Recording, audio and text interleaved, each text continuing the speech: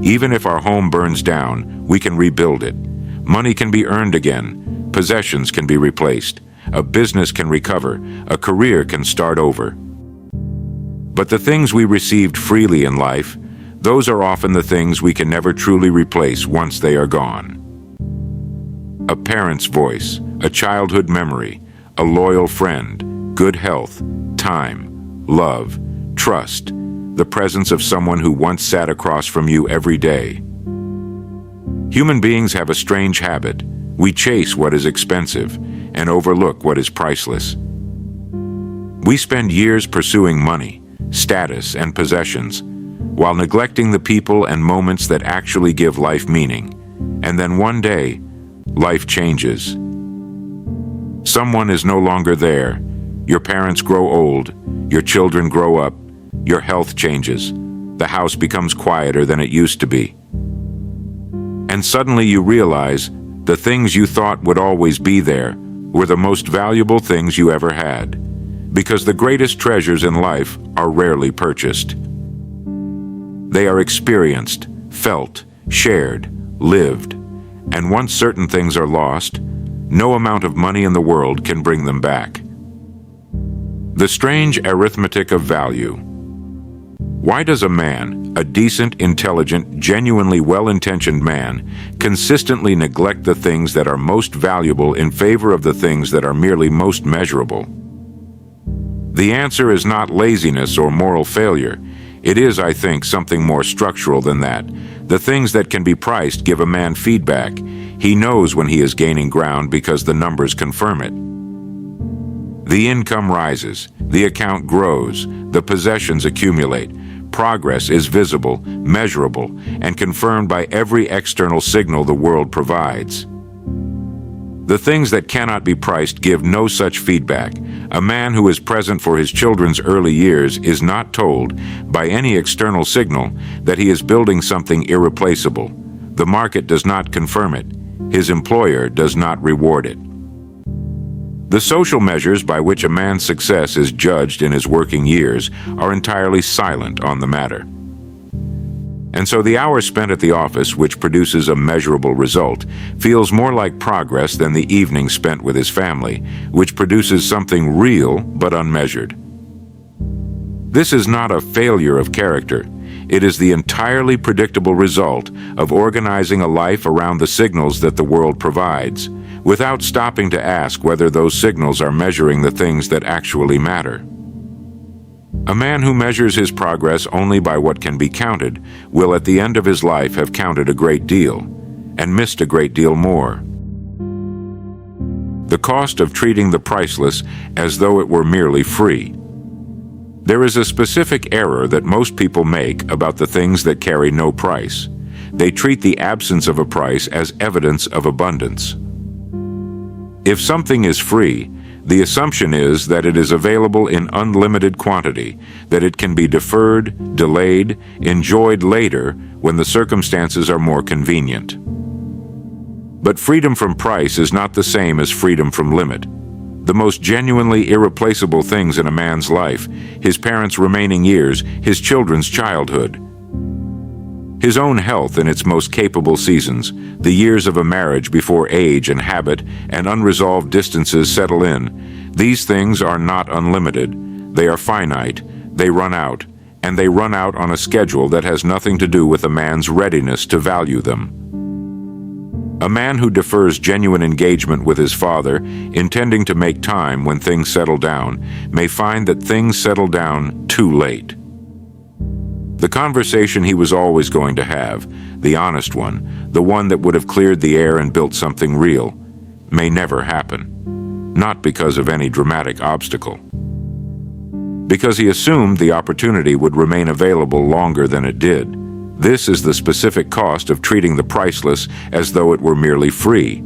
Not the cost of malice or indifference, the cost of an honest mistake about the nature of availability.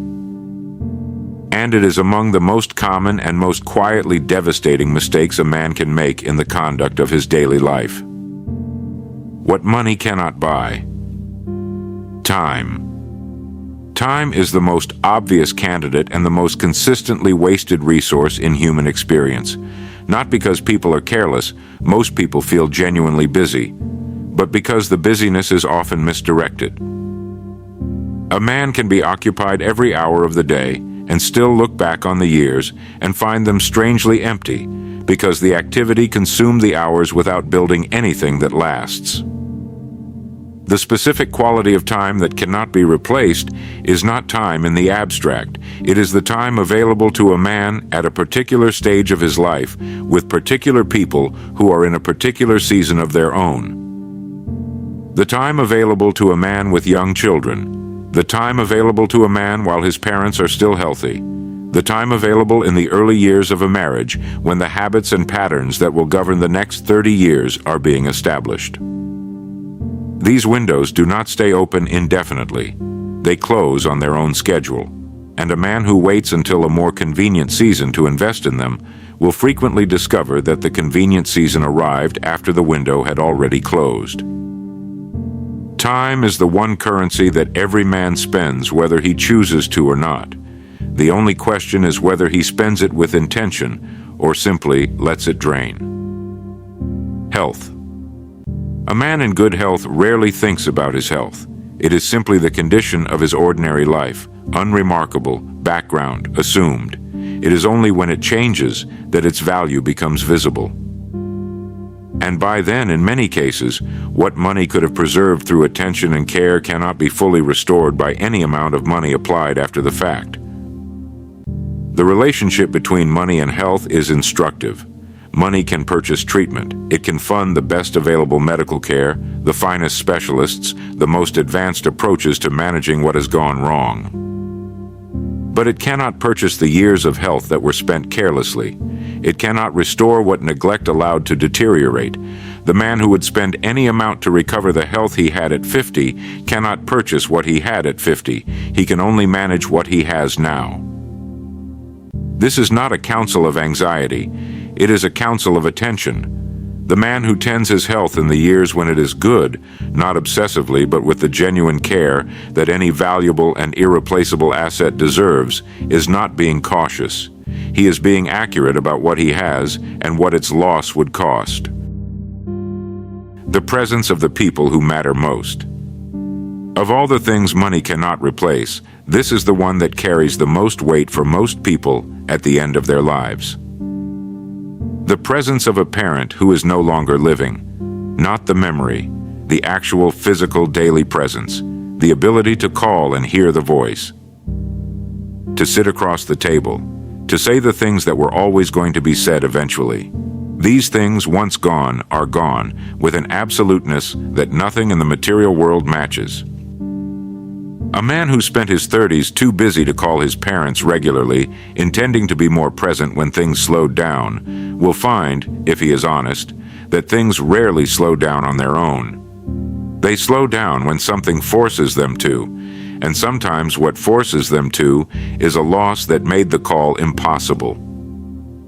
The same is true of children. A father who was present in the house, but absent in the room, who was physically available while being mentally elsewhere, cannot go back and be present for the years that have already passed.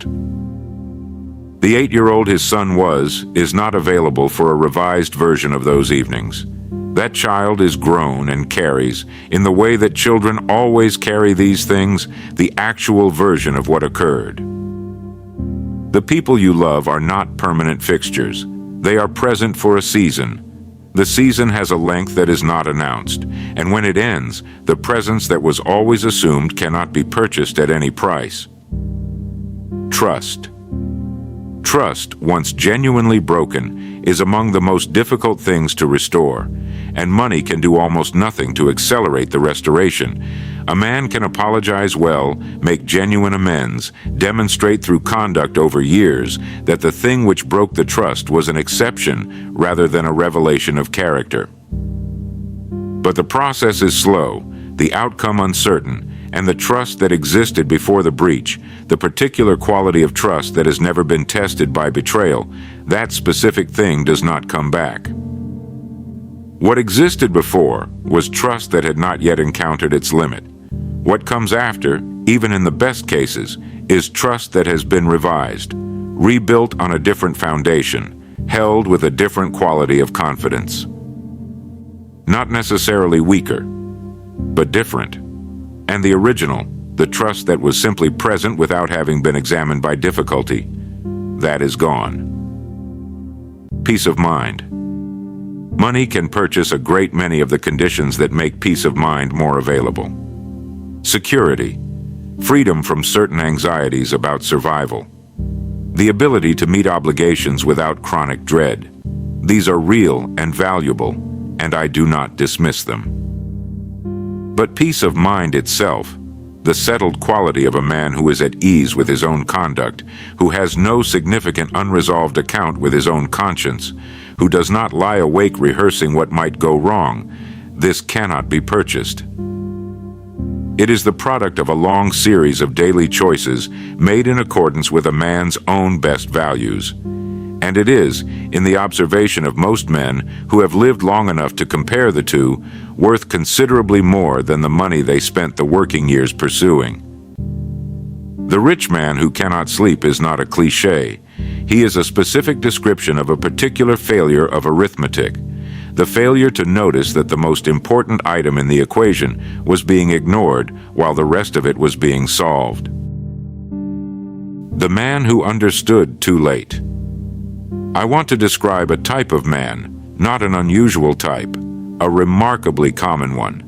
And I want to describe him not to produce regret, but to produce in the man who recognizes himself in the portrait the particular clarity that comes from seeing something accurately.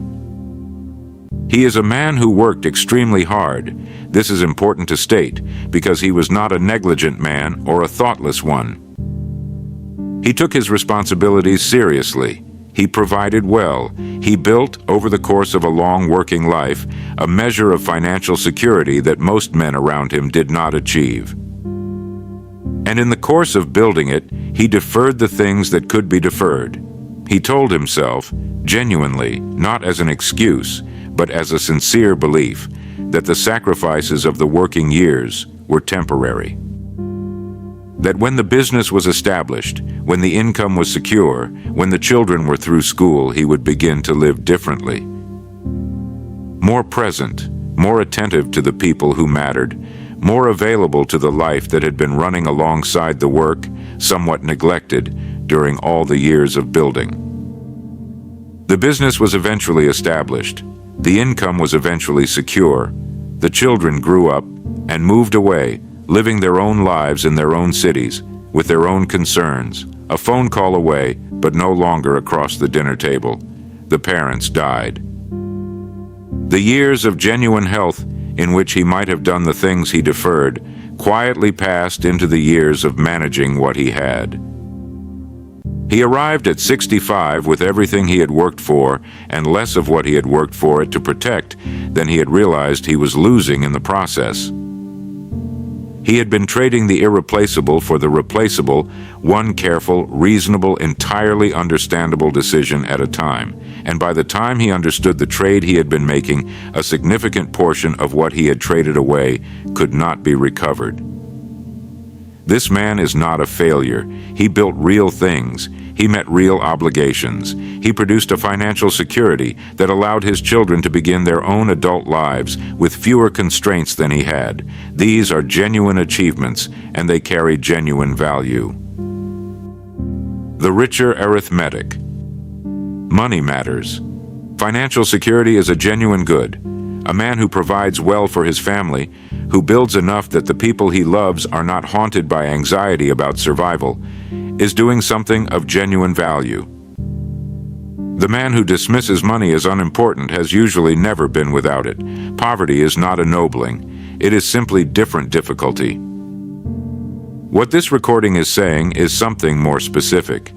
It is saying that money is a means, not an end, that it is most valuable not as an accumulation, but as the freedom it produces. Freedom from certain anxieties, freedom to give attention to things that matter, freedom from the specific forms of pressure that prevent a man from being fully present in his own life. A man who earns money in order to build that freedom, and who uses the freedom when it is available to invest in the things money cannot replace, is using money correctly. He has understood the arithmetic. A man who earns money in order to accumulate more money, who pursues the instrument rather than what the instrument was supposed to produce, has lost the thread somewhere and may not recover it in time to matter. Money is most valuable as the freedom it purchases, not the freedom to acquire more things, but the freedom to be genuinely present for the things no amount of money can acquire. What the richer arithmetic actually looks like. It looks like this. A man who understands that his parents' remaining years are finite, not as an abstract fact, but as an operational reality that should shape how he spends his weeks, will call more often. Visit when visiting is possible. Have the conversations that are genuinely owed, rather than the ones that are merely comfortable. He will not wait for the circumstances to be more convenient. The circumstances are what they are. The window is what it is. A man who understands that his children's childhood is a single, non-repeatable event, that the 8-year-old his son is today will not be available for a revised version of the present, will treat the evenings differently. He will be in the room, not just in the house. He will ask the questions that actually require listening, rather than the ones that can be answered while his attention is elsewhere. A man who understands that his health is an asset with a natural lifespan, that what is available at 50 is not automatically available at 65, and that the difference is substantially influenced by what he does in the years between, will give his health genuine attention, not the residual attention that remains after everything else has been attended to. None of this requires wealth. None of it requires a particular income or a particular set of circumstances.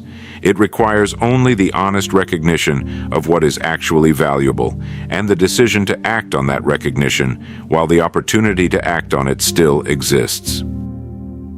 The inventory. Most men take stock of their financial position regularly. They know at any given point the approximate state of their accounts, the status of their obligations, the direction of their income. They manage the financial inventory with attention and care because the financial inventory responds to management and because the consequences of neglecting it are both visible and immediate. Very few men take stock of the other inventory with the same regularity. The inventory of what is irreplaceable in their current life. The specific things, the people, the relationships, the capacities, the seasons, that are present now, that will not be present indefinitely, and that deserve a quality of attention that the financial inventory is currently receiving and the other inventory is not. The exercise is simple. Sit quietly, with paper, if that helps, and ask honestly, what do I currently have in my life that money could not replace if it were gone tomorrow? Name it specifically, not in categories, in particular. Not my health in the abstract, but the specific physical capacity I currently have that I have not yet fully valued. Not my family in general, but the particular person who is in a particular season of life right now and who will not be in that season again. Name what is there. Then ask the second question, am I giving it the quality of attention that its actual value warrants? Or am I giving it the residual attention, the attention that remains after the things that are merely urgent have received theirs?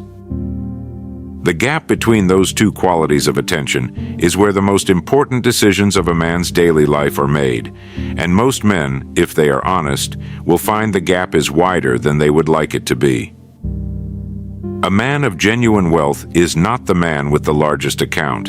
He is the man who understands what he actually has, and who gives it before it is gone the quality of attention that its genuine value deserves. Not someday. Not when things settle down. Not after the next achievement has been secured. Now, while the house is still full, while the voices are still there. While there is still time to notice what you have, before life teaches you, in its particular and irreversible way, what it was worth.